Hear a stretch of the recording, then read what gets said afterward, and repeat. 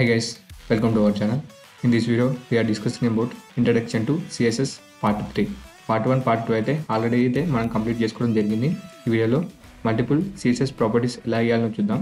అలాగే టెక్స్ట్ని డిఫరెంట్ ఫార్మాట్లో ఎలా స్టైల్ చేయాలో చూద్దాం. అందులో ఫార్మాట్స్ వచ్చేసి ప్రాపర్టీస్ వచ్చేసి text, decoration, font wait, font style, font family, అలాగే ఫాంట్ సైజ్. ఈ ప్రాపర్టీ గురించి అయితే ఈ వీడియోలో అయితే చూస్తాము. ముందుగా మనం ప్రీవియస్ వీడియోలోనే కొన్ని ప్రాపర్టీస్ అయితే చూడడం జరిగింది.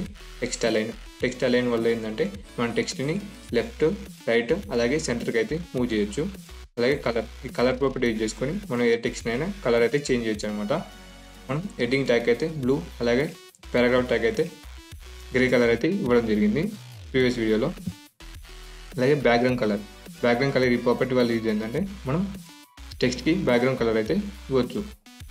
ఇప్పుడు మనం ఇవన్నీ అప్లై చేద్దాం. ఈ అన్నిటికీ ఈ టెక్స్ట్కే మనం ప్రీవియస్ వీడియోలో నేర్చుకున్నవన్నీ ఒకసారి అప్లై చేద్దాం. ఓకేనా? ఇప్పుడు మనం కార్డ్ యాట్రిబ్యూట్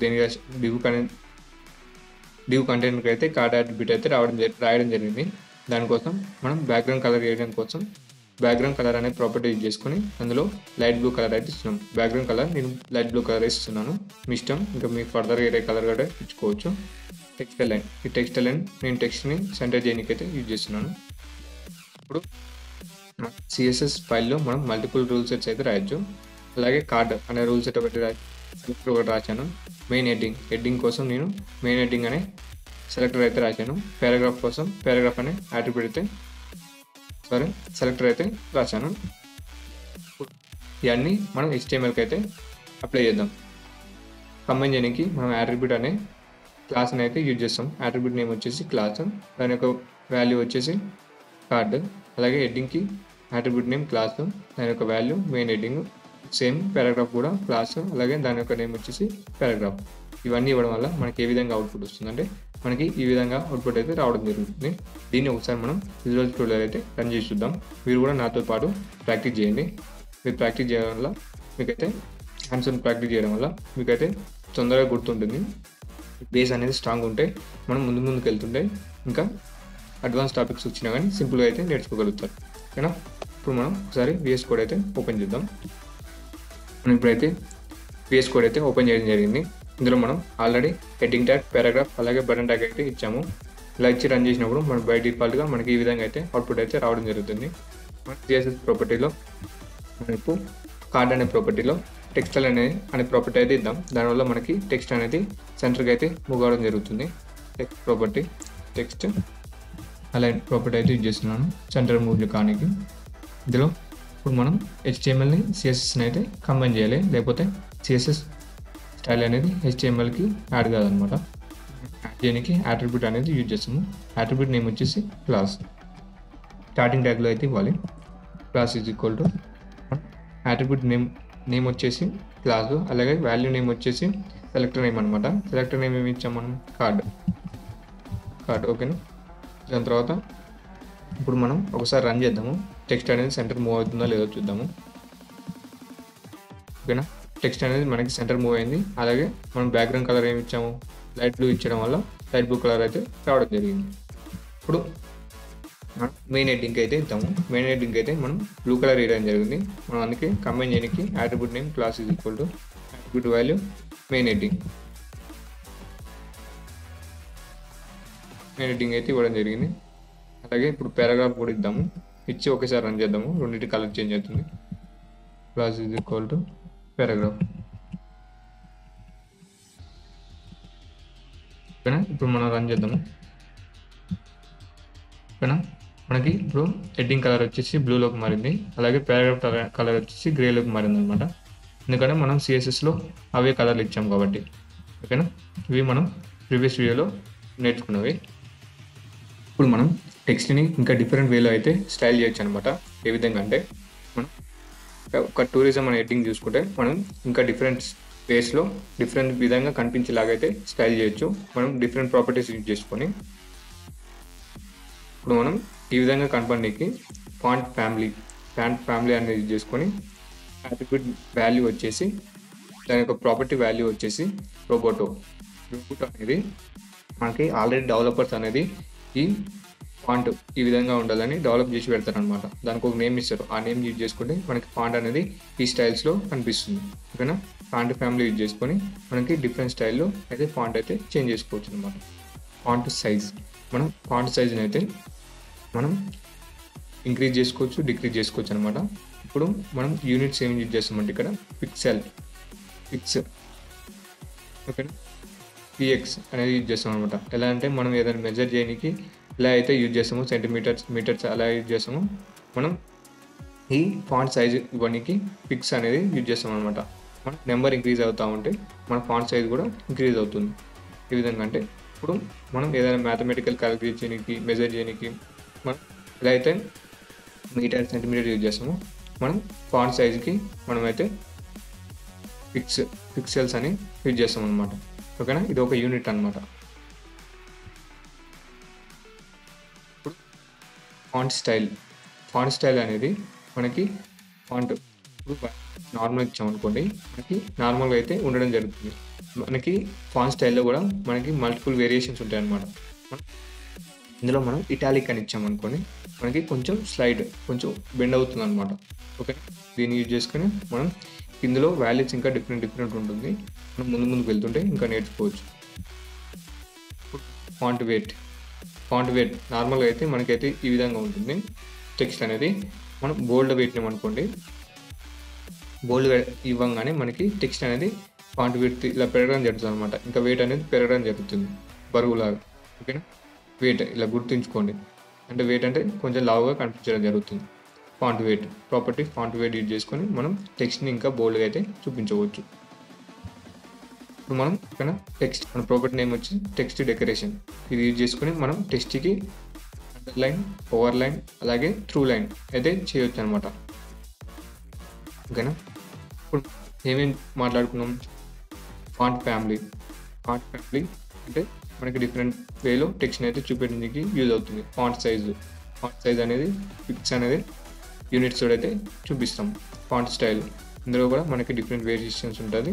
అందులో ఒకటి ఇటాలిక్.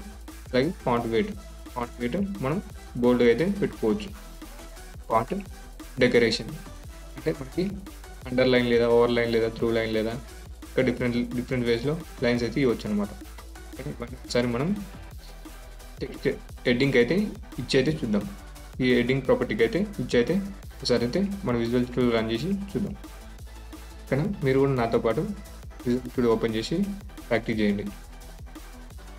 ఇప్పుడు మనం హెడ్డింగ్కి ఫాంట్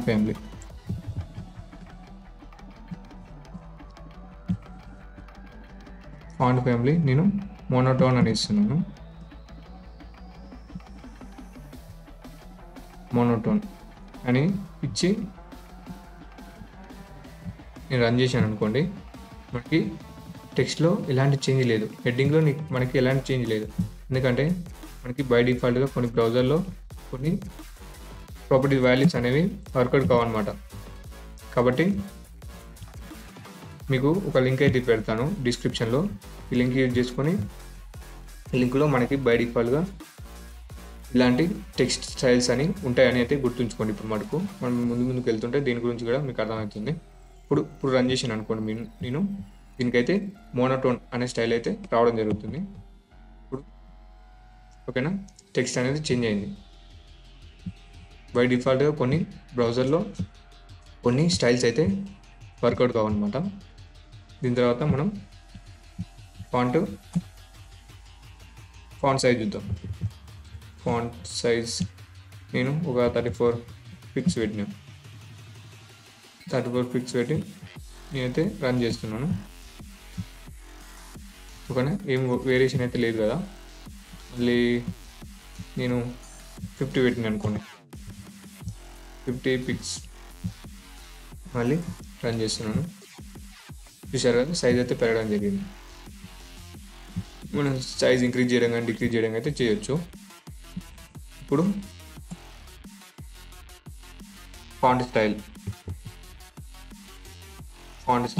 యూజ్ చేసుకొని ఇటాలిక్ అయితే పెడుతున్నాను. ఇప్పుడు మళ్ళీ రన్ చేస్తున్నాను.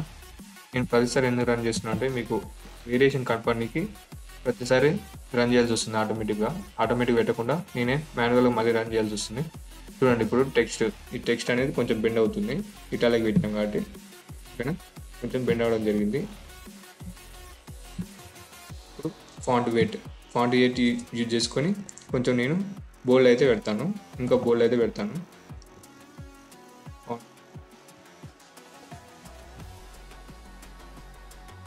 ఫాంట్ వెయిట్ నేను బోల్డ్ అయితే పెడుతున్నాను. మనకి డిఫరెంట్ వాల్యూస్ అయితే ఉంటాయి, మీరు వాడుకోవచ్చు. మనకి విజువల్ స్టూడియో అయితే అన్ని ప్రొవైడ్ చేస్తుంది బై డిఫాల్ట్గా. మళ్ళీ రన్ చేసి ఫాంట్ వెయిట్ అయితే పెరగడం జరుగుతుంది. మనకి ఈ టెక్స్ట్కి ఇంత ఆల్రెడీ వెయిట్ ఉంది కాబట్టి మనకి ఏం వేరియేషన్ కనిపిస్తలేదు. ఇప్పుడు నేను నేమ్ మార్చాను అనుకోండి, నేమ్ రోబోటో అని ఇచ్చాను అనుకోండి, రోబోట్ ఇచ్చి రన్ చేస్తే మనకైతే వెయిట్ అయితే పెరగడం జరుగుతుంది. చూశారు కదా, వెయిట్ అయితే పెరుగుతుంది. ఇప్పుడు మీరు ఏదైనా టెక్స్ట్ని కామెంట్ చేయాలంటే దీన్ని కాపీ చేసుకొని కంట్రోల్ ఫార్వర్డ్ స్లాష్ ప్రెస్ చేస్తే అదైతే కామెంట్ అవుతుంది అనమాట. ఓకేనా, ఇప్పుడు నేను ఇటాలిక్ కాకుండా ఈ బోల్డ్ అనే దాన్ని నేను కామెంట్ చేస్తున్నాను. కంట్రోల్ వచ్చి ఫార్వర్డ్ స్లాష్ ప్రెస్ చేస్తే మీకైతే టెక్స్ట్ అనేది కామెంట్గా మారుతుంది. ఇలా కామెంట్ పెట్టడం వల్ల ఇది అనేది మనకి రన్ కాదనమాట కోడ్ అనేది. ఓకే, మనం ఏదైనా అర్థం చేసుకోనికైతే ఈ కామెంట్స్ అయితే ఇస్తాము. ఇప్పుడు నేను రన్ చేస్తే ఈ టెక్స్ట్ ఏ విధంగా ఉంటుందో చూడండి. ఓకేనా,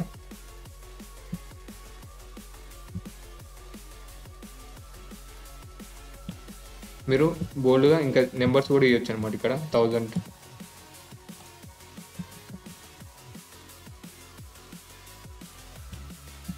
పిక్స్ ఫాంట్ వెయిట్ కాకుండా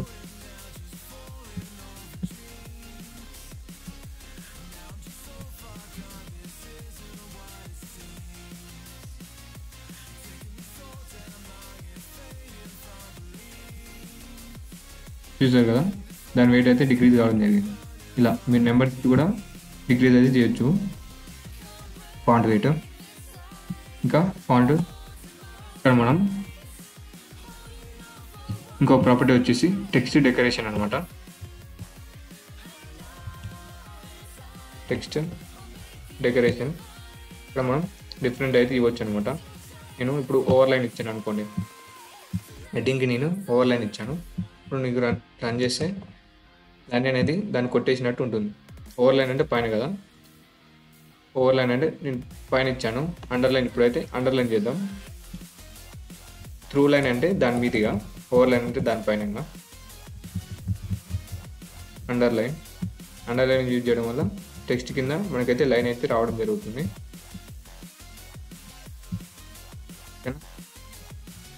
ఇంకొక వాల్యూ వచ్చేసి త్రూ లైన్. మీరు కూడా ఇవన్నీ అయితే యూజ్ చేసి చూడండి, మీకు కూడా గుర్తుంటాయి ఇలా వాడడం వల్ల. ఓకేనా, లైన్ త్రూ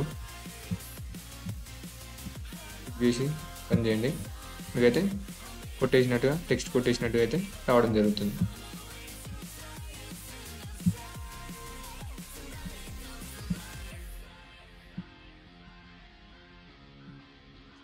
ఓకే అండి, ఈరోజు మనం నేర్చుకున్న టాపిక్స్ వచ్చేసి కీ టేక్అవేస్ వచ్చేసి మనం సిఎస్ఎస్ ప్రాపర్టీస్ ఎలా అప్లై చేయాలో చూసాము, ఎలా మల్టిపుల్ ప్రాపర్టీస్ ఎలా ఇవ్వాలో చూసాము.